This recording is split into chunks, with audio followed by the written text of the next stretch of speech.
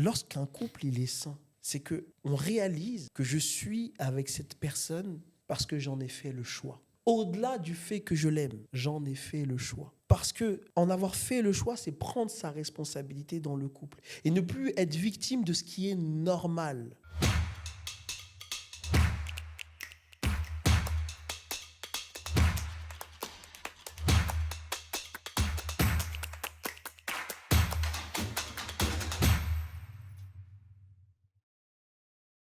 Hola todos tudo bem. J'espère que tu vas bien et que tu te portes bien. Bienvenue dans ce nouvel épisode du podcast Différent et alors. Ce podcast est fait pour les esprits singuliers. Tu sais, quand tu te sens différent, quand les gens te mettent dans une case différente, quand même la société te met dans des cases avec des diagnostics, TDAH, HPI, HPE, ce que tu veux, ou que même ta famille te met dans des cases, dans certaines cases qui ne sont pas les tiennes, eh bien, ce podcast, il est fait pour toi, pour que je puisse, avec mon humble contribution, t'aider à te sentir bien. Moi, je m'appelle Patrick Soulaye, je suis coach et mentor des esprits singuliers. Je suis dans l'accompagnement depuis 20 ans et humblement, j'essaie de t'apporter ma contribution pour que tu te sentes beaucoup mieux, car je fais aussi partie de la team des esprits singuliers. L'épisode du jour va parler de l'attachement excessif dans le couple lorsqu'on est un esprit singulier.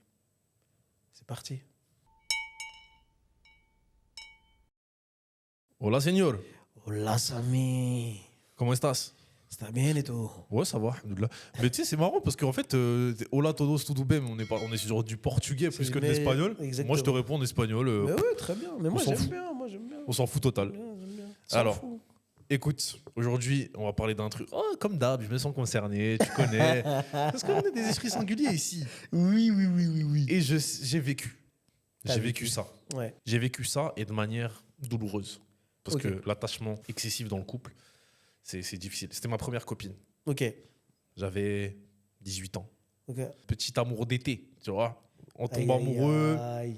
On tombe amoureux. Tout est relatif. On s'attache et on s'empoisonne. Non, je rigole. On s'attache vers le bac, tu vois. Ok. Le bac. Je viens de passer le bac pour la première fois. Je m'en fous un peu. Je pars au bout d'une heure à chaque épreuve. Voilà, j'ai pas eu le bac, on s'en fout, c'est pour la petite anecdote. Et je la rencontre à ce moment-là, commence à se voir, commence à bien s'apprécier. L'été, on le passe ensemble. Ça passe. Et la dame, fin octobre, Ouais. mi-octobre, Ouais. elle décide de partir. De partir. Avec, tu connais la méthode. Ouais, c'est pas toi, C'est moi. c'est moi. C'est pas toi le problème. Voilà. Je t'oublierai jamais. Tu vois, t'es quelqu'un de bien. Ouais. C'est juste que je me suis rendu compte que j'ai besoin d'être seul. Blablabla. Ouais. La douleur, Ouais. le changement d'ambiance du jour au lendemain là. Ouais. Ah non, moi j'étais attaché. Franchement, j'ai souffert. Ouais. Pendant plusieurs mois, j'étais en Ouais. mode. Ouais. Et en fait, je me suis rendu compte que en fait, je sais pas pourquoi je m'étais attaché autant, alors que finalement, ça a duré quoi, 3 mois, 4 mois. Genre, j'avais l'impression. Et tu sais, dans ma tête, j'extrapolais. Dans ma tête, ça avait duré 8 mois, 1 an, tu vois. Ouais. Alors qu'en fait, pas du tout. Ouais. Et avec le temps, bon, je me suis remis. Heureusement, tu vois. Ouais. Parce que Bien sûr. on a 32 ans maintenant, ça y est, c'est fini, quoi. Mais, et donc, voilà. Et j'aimerais savoir pourquoi, tu vois, pourquoi j'ai ressenti ça comme ça. Tu vois, bon, c'était peut-être la première, etc. Peut-être que c'était l'effet de la première. Mais pourquoi les esprits singuliers, ils ont ce truc-là à s'attacher aussi fort, aussi. Comme si leur vie en dépendait. Ils donnent tout. 100%, 110% même de leur d'eux-mêmes, et à la fin ils se font têche. Pourquoi? Pas parce que tu donnes déjà, mais parce que tu es dans l'abus. Je vais lui dire, c'est de sa faute. Donc on est des abuseurs en fait. On est des abuseurs. On est grave des abuseurs parce que c'est pas ça une relation. Tu vois, on apprend. En fait, lorsqu'on est un esprit singulier, je me reconnais bien dans tout ce que tu as décrit. Je l'ai vécu aussi également. Cette particularité, ce besoin de donner énormément. Mais c'est pas ça une relation. Et on ne sait pas ce que c'est une relation. Et pourquoi on ne sait pas ce que c'est une relation? C'est parce que en réalité, il y a une relation qu'on n'a jamais eue et que du coup, on a toujours fantasmé. Et donc, lorsqu'on va avoir des personnes qui vont correspondre à des choses qu'on attend depuis. En plus, ce qui est fou, hein, c'est que tu peux avoir un élément de tout ce que j'attendais depuis, tu vas aller dessus. T'as pas tout, hein, mais t'en as un, Tu te dis, ça y est, c'est la bonne. Ça y est, c'est le bon. Ça y est, là, j'y vais. Et tu doses pas. Tu doses pas. Ça y est, t'as tout fait. T'as appelé la mère, t'as appelé le père, t'as appelé tout le monde. C'est parce qu'il y a, tu vois, c'est toujours cette idée d'idéalisation et en même temps qui est liée à un manque. Parce que lorsqu'on a un esprit singulier... Encore et toujours cette histoire de manque. Exactement, cette histoire de manque. Et en fait, tout le monde vit cette histoire de manque. D'accord ? J'aime bien reposer ça bien, que tout le monde vit cette histoire de manque. Après, il y a des échelles. Et quand on a un esprit singulier, cette sensibilité, il faut qu'on soit d'accord avec ça, cette vulnérabilité, cette sensibilité, elle fait partie de nous. Et ce n'est pas également tous les esprits singuliers qui vont agir de la même manière. Là, on parle vraiment de cet aspect-là. Okay, pour certains esprits singuliers. C'est parce que cette histoire de manque va faire qu'on va idéaliser une relation. Et lorsqu'on voit que c'est une... Tu vois, j'ai envie de dire, tu sais, c'est comme dans les mangas quand tu as des héros qui sont hyper cheatés, tu vois, ils ont aucun défaut, les mecs. Tu vois, et même pas obligé d'aller jusqu'à un manga, mais tu vois, Superman, c'est un héros, il est ultra cheaté, le gars. Bah, de ouf. Il peut tout faire. Il y a une pierre verte qui peut lui faire, sinon il peut tout faire, le gars, tu vois. C'est abusé, ça n'existe pas. Ça n'existe pas. Et c'est une problématique que nous, on a, c'est qu'on idéalise trop la relation. Et comme on a ce côté qui nous manque et que c'est important pour nous, on va avoir tendance à se l'approprier et se dire que c'est précieux. Cette personne-là, elle arrive enfin avec cette chose que l'on attend depuis longtemps, alors c'est précieux. Et puis après, il y a le phénomène du biais de halo, tu vois. C'est quoi ça ? Le biais de halo, c'est un biais cognitif, tu vois, qui va être très développé.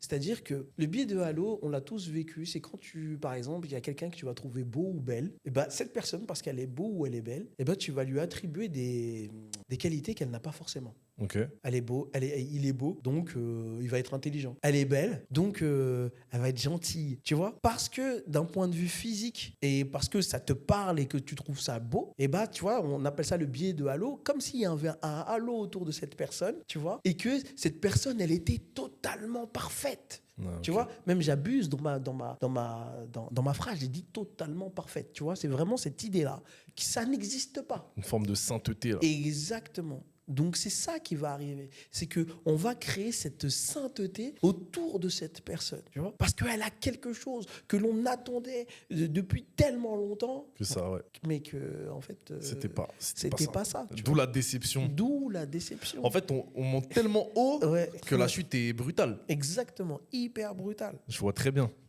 le truc. Mais alors, ça pique un peu ce que tu dis, hein, parce que tu es en train de dire c'est nous en fait le problème. Ouais, c'est vous. C'est nous le problème, c'est même pas les gens. Ils ont rien demandé, les pauvres. Bah, c'est pour ça qu'elle t'a dit c'est pas toi le problème, c'est moi. Parce qu'elle ose pas me dire t'as abusé. Exactement. Ah ouais. On est des abuseurs. Et carrément les questions. Les questions, elles sont toutes basées sur l'autre. Ça veut dire maintenant, il faut que je les remette sur toi, sur nous-mêmes. Sur toi, exactement. Quels sont les effets que l'attachement excessif, quels sont les comportements que ça provoque chez nous, les esprits singuliers, qui font que l'autre nous fuit finalement? Bah, c'est que t'es flippant. Ah, imagine déjà, on part du principe, on est un esprit singulier, ok? On se dit que en termes de gestion d'émotions, bah, nous, on est un peu plus que les autres. Ah, imagine, t'es attaché. Et que cette personne, on dit, tu l'as mis dans une... genre, c'est une sainteté, qu'on a dit. Hein. Tu crois que tu vas vouloir la laisser partir? Tu vas être flippant. Ou tu vas être flippante si t'es une meuf. Contrôle fric. Tu laisses tomber, mais jamais tu vas vouloir... voilà. Parce que tu vas te dire, mais ce truc, cette chose qu'elle a, je veux que personne la voie. Et puis, en plus, l'idée, c'est qu'il y a une insécurité qui va s'alimenter d'elle-même. C'est-à-dire que tu vas vouloir que la personne, elle ne parte pas. Donc, tu vas être contrôle fric. Mais tu sais que on a une vie, donc tu vas la laisser sortir parce qu'elle doit respirer quand même un peu dans la vie. Elle doit travailler un peu, cette personne. Mais tu vas te dire, elle va rencontrer quelqu'un. Ça ne va pas se passer comme ça. Et moi, elle va m'oublier. Tu vas rentrer dans quelque chose qui va s'auto-alimenter et qui va être flippant parce que tu vas avoir peur de perdre ça. Et c'est quelque chose de... Encore cette histoire de peur. Exactement. Et parce que...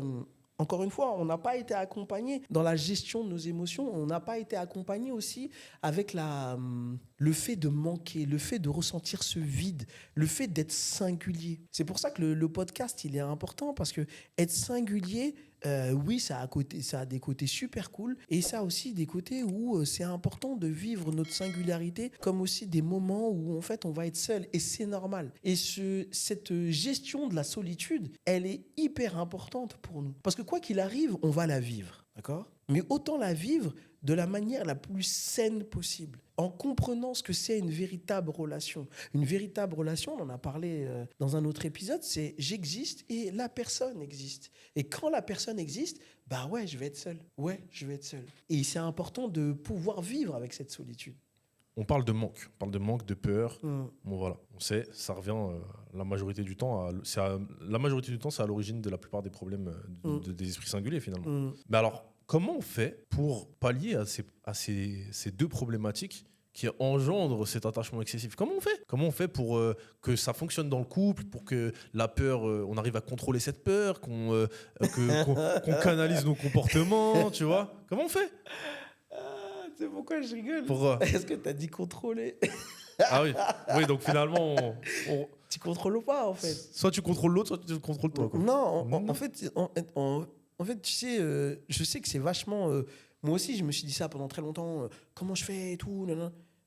Tu sais, il y a même des gens qui disent « Ouais, moi, Patrick, j'aimerais que tu me coaches pour que tout glisse sur moi.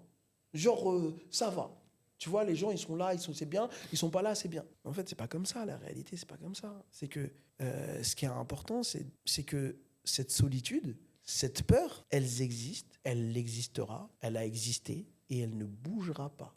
Là, maintenant, c'est la seule chose que tu peux faire, c'est accepter cette existence, tu vois. Accepter même le fait que ça a un bienfait. C'est normal que ça soit là. Parce que c'est la base d'un couple, en fait. Le fait de pouvoir gérer cette peur, ce vide, c'est ce qui va faire, c'est le test du couple. Parce que le couple, c'est quoi? Un couple sain, c'est quoi?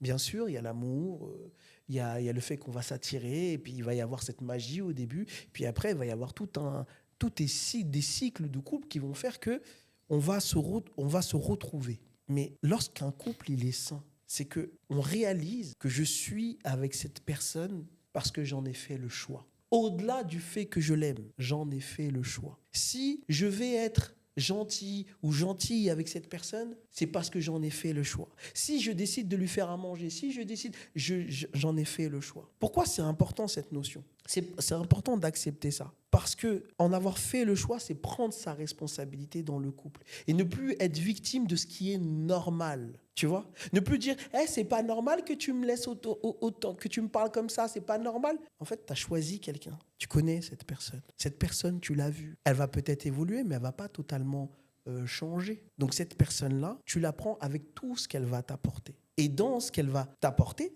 à un moment donné, est-ce que tu fais encore le choix d'être avec elle ? Si tu fais encore le choix d'être avec elle, tu acceptes tout ce qui va ensemble. Donc, je parle de ça parce que ça participe à accepter le vide.